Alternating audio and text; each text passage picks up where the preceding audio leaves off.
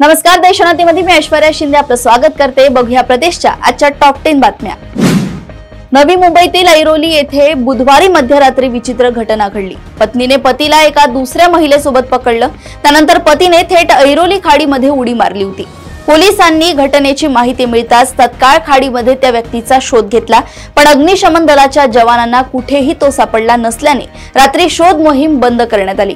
त्यानंतर गुरुवारी सकाळी खाडी पुलापासून काही अंतरावर खाडीच्या गाळामध्ये एक तरुण अडकल्याची माहिती पोलिसांना मिळाली। पोलीस तात्काळ घटनास्थळी पोहोचले आणि गाळात अडकलेल्या व्यक्तीला बाहेर काढलं। पोलिसांकडून तरुणाला वाचवण्यात यश आलं असून गाळात अडकल्याने त्याचा जीव वाचलाय। पुण्यश्लोक अहिल्यादेवी होळकर शासकीय वैद्यकीय महाविद्यालय या संस्थेसाठी स्थापन करण्यात आलेल्या अभ्यागत महामंडळाच्या अध्यक्षपदावरून खासदार सुप्रिया सुळे यांना हटवण्यात आले असून त्यांच्या जागी उपमुख्यमंत्री अजित पवार यांच्या पत्नी राज्यसभेच्या खासदार सुनेत्रा पवार यांची नियुक्ती करण्यात आली आहे। अंधश्रद्धा निर्मूलन समितीचे संस्थापक नरेंद्र दाभोलकर यांचा मुलगा हमीद दाभोलकर यांच्यासह काही पत्रकारांनी सनातन संस्थेकडून जीवाला धोका असल्याची भीती व्यक्त केली होती। ही वाजवी आणि खरी असल्याचे निरीक्षण मुंबई उच्च न्यायालयाने नुकतेच नोंदवले। तसेच उजव्या विचारसरणीच्या संस्थेने त्यांच्या विरुद्ध दाखल केलेले मानहानीचे खटले गोव्यातील न्यायालयातून महाराष्ट्रात वर्ग करण्यास परवानगी दिली आहे।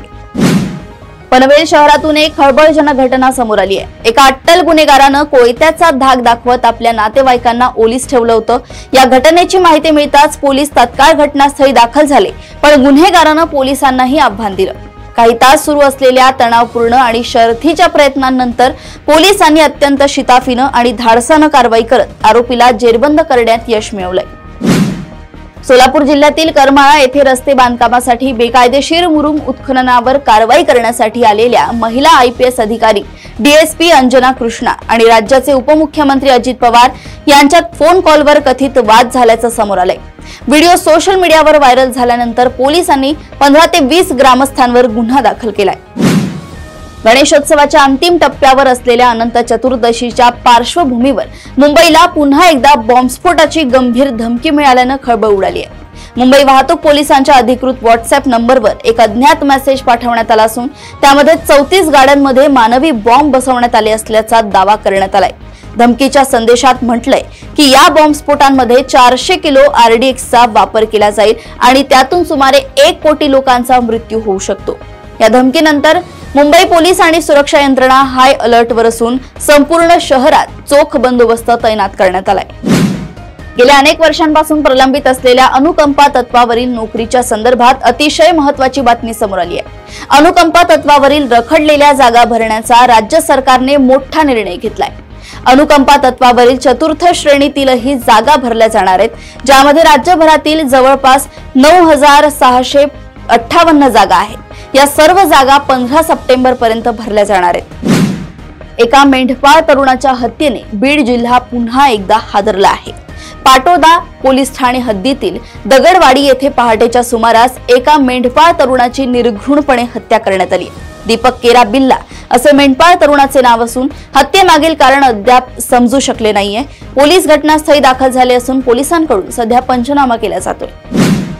बंगालच्या उपसागरात कमी दाबाचा पट्टा निर्माण झाल्याने अनेक भागात जोरदार पाऊस सुरू आहे। फक्त राज्यच नाही तर देशातील काही भागांमध्ये पावसाने हाहाकार माजवलाय।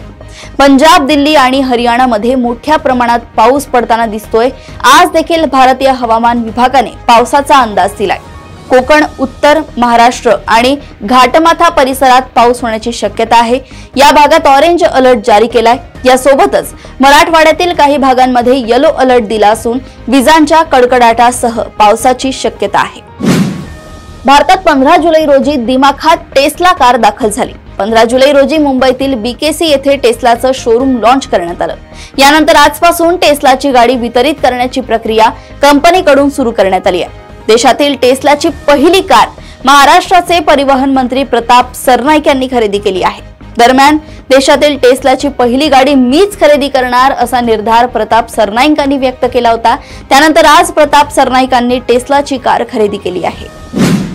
प्रदेशातील अशाच टॉप 10 बातम्या जाणून घेण्यासाठी बघत राहा देशोन्नती। आणि अजूनही तुम्ही आमच्या चॅनलला लाईक आणि सबस्क्राइब केलं नसेल तर लगेच लाईक आणि सबस्क्राइब करा आणि बघत राहा देशोन्नती। नमस्कार।